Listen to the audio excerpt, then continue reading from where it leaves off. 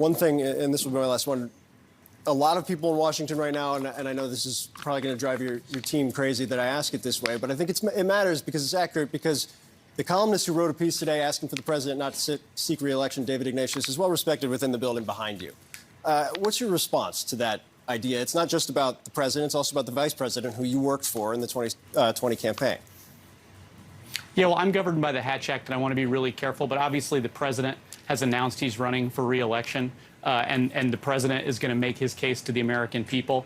And I'll refer you to the campaign for any sort of campaign questions. But this president has a lot to be proud of and a lot to run on. He's delivered some of the most consequential achievements and economic progress in generations with the Inflation Reduction Act, the infrastructure bill, the CHIPS bill, which is opening new factories and creating new manufacturing jobs around the country. That's what he's going to be talking about versus these sort of political sideshows that congressional Republicans are starting to launch into right now. Any expectation he'll weigh in on this specifically anytime soon? Well, you know, the president can speak for himself. I will say I think he's going to stay focused on what the American people want him to focus on, which is helping to improve them, their lives, their families, not these sort of political attacks on him and his family. But just one thing, because I do think there's something that is sending shockwaves through the Biden-West ring right now this morning, and it is not this impeachment inquiry. It is David Ignatius, a Biden friend, and at the Washington Post, who came out and wrote a piece saying Joe Biden and Kamala Harris should not run again. And his reason for saying it, and I know how the table feels about this, is Joe Biden's crowning achievement, his most significant, was defeating Donald Trump. And we are not sure that he can beat Donald Trump in 2024. Listen, the only way any of this will make sense is prove it. Prove your stuff. You know, if there is impropriety, this is what we ask them to do with Bonehead. Hey there, guys. Welcome to the channel. So the mainstream media is changing their tune, finally, on whether or not Joe Biden should run for office in 2024. And on one side, you've got the liberal media, and they're pretty overtly suggesting that Joe Biden should step aside. And of course, this has nothing to do with corruption. This has nothing to do with mishandling of his duties. This has nothing to do with the disasters that he's been responsible for. Nothing to do with a proxy war that he caused and encouraged. No, man, this is about power. This is about polling data and polling data only. You know, and the polling data tells us that if the election were held today, despite the political challenges, despite 8 years of negativity and propaganda and everything the Department of Justice has thrown at this guy, Donald Trump would probably win, which honestly has got to drive them completely insane. But anyway, all that said, it's all still early, of course, but Trump's poll numbers are strong and they're gaining momentum towards 2024, and Biden's are going the exact opposite direction. And as this happens, the left, and more importantly, the media that props them up, is in a state of absolute panic. And this is why there are calls for Biden to step down. You know, criticisms about his age, questions about his mental capabilities and fitness. They see the writing on the wall. And at the same time, of course, Republicans, they want to impeach Joe Biden. They're accusing him of compromising American interests overseas with his son in return for making foreign policy decisions. So, and I hope they believe it. And it looks like it's true. And I really do hope that there's some smoking guns and, you know, that really, really do prove it. And not just proves it, but proves it in a way that the poor, propagandized, apologist citizens that we live with have no choice but to finally open their eyes. But even if they don't believe it, even if the Republicans don't believe it, you know, it's possible that the impeachment could just be a strategic move. You know, maybe force the old man to just call it and get out of there. But even if he doesn't, you know, there's a belief that impeachment, it could continue to damage Biden. And if he doesn't call it off, you know, it does increase the likelihood that Trump beats him. And, you know, I doubt that the impeachment is really about removing Biden, or that it's even possible, because there's too many weak Republicans and too many Democrats not willing to do the right thing, just like they did with Clinton. But, you know, the impeachment, it's really probably about creating a parallel between Trump's indictments and the so-called Biden crime family, you know, and it's all a strategy to influence public opinion before 2024 election, which honestly, if I'm being honest, I don't really agree with using impeachment like that, but that's just deep down. Really, it's amazing to see some Republicans that can actually nut up and play the game by the Democrats' rules. Let me know in the comments if you agree with that. Again, the heart of it is whether Joe Biden is the best person to carry this legacy forward. He may decide that he's the only person who can defeat Donald Trump. I mean, he sees that as his mission. It's why he ran in the first place back in 2019. He may decide he's the guy who can do it and nobody else can, and that's his decision. But I felt it was time to have a more public discussion about this. It is, as I say, something I'd be surprised if you and Joe and the people you talk with are not discussing it in private. I find everywhere I go, it's a subject. And what journalists like me should do is take issues like that people are talking about in private and bring them forward so we can have a better discussion. So that's a simple explanation. I think it comes down to what we were talking about earlier. Is Joe Biden the person who can stop Donald Trump or somebody like Trump who gets the Republican nomination? That's what he's got to. He's got to look in the mirror, search his soul, and make that decision. And I wanted to raise that question. I'd like him to think that through carefully because I have my concerns. Well, and Willie, just to answer David's question, Mika and I, everybody we talk to, every political discussion, it talks a lot about Trump, but when it comes to Joe Biden, people say, man, he's too old to run, isn't he? I mean, he's not really going to run. When I say every discussion, I don't mean 99% of the discussions. Every discussion. We got it. I asked Reverend Al if he was hearing it all the time on our show this past week. He's hearing it as well. So, we often will complain about Republicans who will say one thing about Donald Trump off the air and another on air. Well, let me just say, Democrats off the air will say Joe Biden's too old. Why is he running? On the air, they won't say that. So I commend David for at least raising the question. I mean, my question, of course, Willie, is who can do a better job as president as Joe Biden, and who can beat Donald Trump? I don't see a lot of Democrats out there. So behind closed doors, Democrats, mainstream liberal media, they're finally concerned. And like I said, this is not about corruption. It's not about competence, but it's about winning, which is really, really sick when you think about it. At the same time, the White House, they're in total panic mode, and they're basically demanding increased media scrutiny of the impeachment process. And they're basically asking the mainstream liberal media to stop pretending to hide that they're leftist propagandists and just come with a full court press.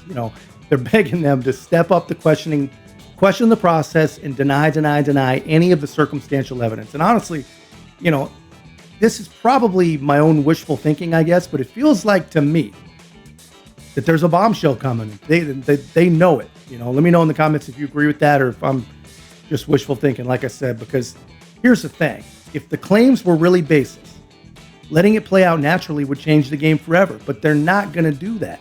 And to prove they're not going to do that, check out this freaking wild interview between Matt Gaetz and Abby Phillips on CNN. But before I roll it, guys, please don't forget to like, comment, subscribe. Most importantly, share the channel. Really, really appreciate all your support. We're growing an awesome community together.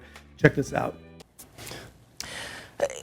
I mean, he makes an important point that in addition to what he said there are not the votes to support an impeachment inquiry into President Biden, and yet you continue to push Speaker McCarthy on that. Why is he wrong when I think the numbers are frankly on his side? Well, the issue here is the intentional misrepresentation of what an impeachment inquiry actually is. It's not an impeachment. It's an investigation that just grants power to obtain more documents, more evidence that could lead to some bombshell revelation that leads to an impeachment, which, if that exists, no matter what side you're on, you should agree that the American people deserve to know. And like I said, if it doesn't exist, the left can forever, every single day, every day they march us closer and closer to socialist utopia. They can say, I told you so, with every step. I told you so. We told you so. And the crazy thing to me is that the liberal media, they keep insisting that they actually need a still smoking gun to admit that Biden may have committed crimes against the country. So what they're saying is that they actually need all the evidence and all the conclusions all wrapped up with a bow before they're willing to even question it. And that's not the way it works. Unfortunately, their mushy-brained viewers have been programmed the very, very same way. And honestly, they've all been so well programmed that I doubt that they would even acknowledge it, even if they had the still smoking gun right in their own hands. And I just don't get it. I mean, I understand the psychology of it, but it just blows my mind. Why resist an investigation if there's substantial circumstantial evidence? And no one can claim that that does not exist. I've said it before, but the fact that they won't even dare question it, won't open the box, tells me that they know exactly what's inside and that they know that it's all true.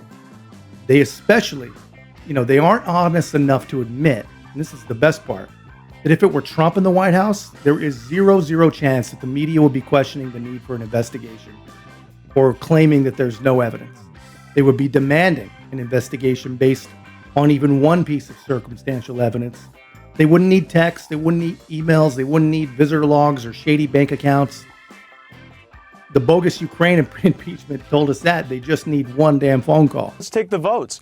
I think that it is an illusion of Washington that you can't put anything on the floor that's not going to pass. I actually think that our representative republic would be more vibrant if we had more votes that were not always just predetermined, right? And so if we put an impeachment inquiry on the floor and it didn't pass, well, then the people who didn't vote for it would have to be responsive to their voters. That's the way this whole thing works. And while Ken Buck and I have strong disagreement on the quality of the evidence against Joe Biden, it's interesting to note he is one of my strongest allies on the spending matter. So we can disagree on impeachment, we can agree on spending. It shows that the issues aren't particularly linked. As to the quality of the evidence, though, I just have to say, we do have bank records, devices, laptops, travel records, changes in administration policy. Seems like pretty strong evidence to me. None of which links President Biden to. Well, it was Joe Biden on the phone. None of which he was calling into the meetings. Wait, Abby, are you actually trying to tell your viewers that you don't believe that Joe Biden was involved in Hunter Biden's business deals? It's not a about hard case. It's not about what I believe. It's about whether there is evidence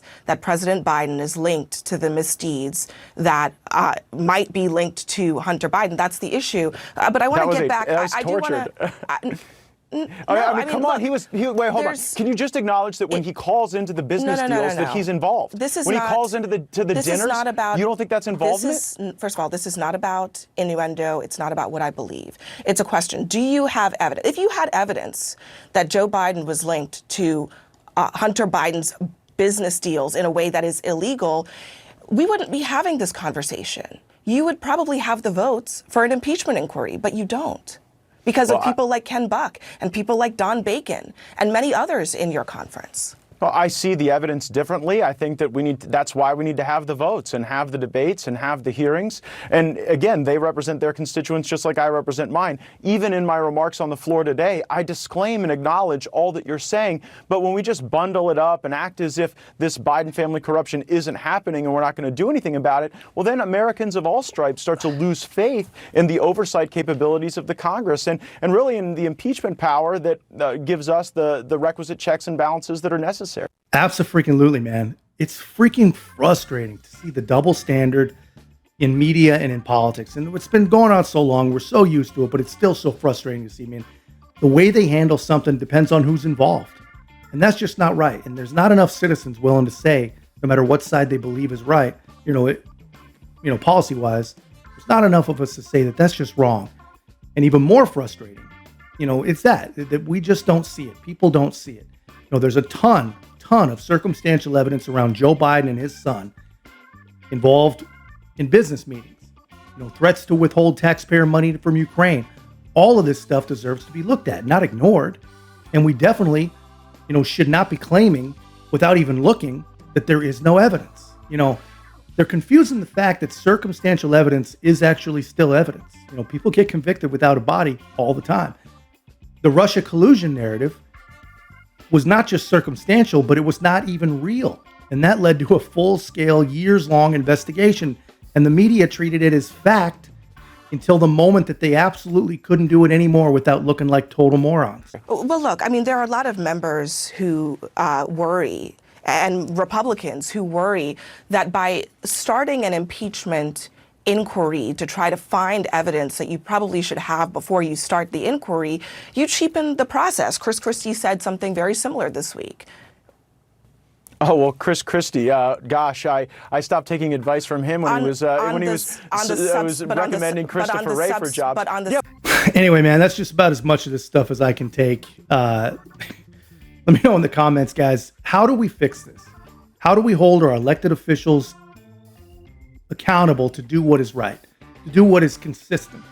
or to even pretend like they care about our trust. Anyway, man, that's just my take. Let me know yours in the comments. Don't forget to like, comment, subscribe.